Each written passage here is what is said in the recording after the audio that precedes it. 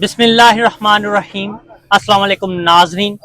गला मंडी टोबा टेक्सिंग तरीक हैगी अज दी 4 मई 2026 बरोज पीर ਜਿਹੜੇ ਮੁxtਲਫ ਜ਼ਰਈ ਜਨਾਸਾਂ ਆਈਆਂ ਉਹਦਾ ਰੇਟ ਤੁਹਾਨੂੰ ਦੱਸਿਆ ਜਾਏਗਾ।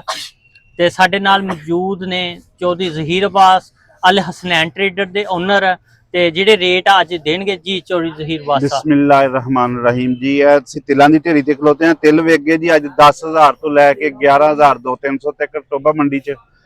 ਗੰਦਮ ਵਿਕੀ ਹੈ 3450 ਤੋਂ ਲੈ ਕੇ 3500 ਤੱਕ। ਰਾਇਆ ਵਿਕਿਆ 7300 ਤੋਂ ਲੈ ਕੇ 7450 ਤੱਕ। ਤੇ ਮੱਕੀ ਸੇਲ ਹੋਈ ਹੈ 2800 ਤੋਂ ਲੈ ਕੇ 3200 ਤੱਕ। ਇਹ ਜਿਨਸਾਂ ਤੇ ਸੇਲ ਹੋਈਆਂ ਜੀ ਅੱਜ ਟੋਬਾ ਮੰਡੀ ਦੇ ਵਿੱਚ।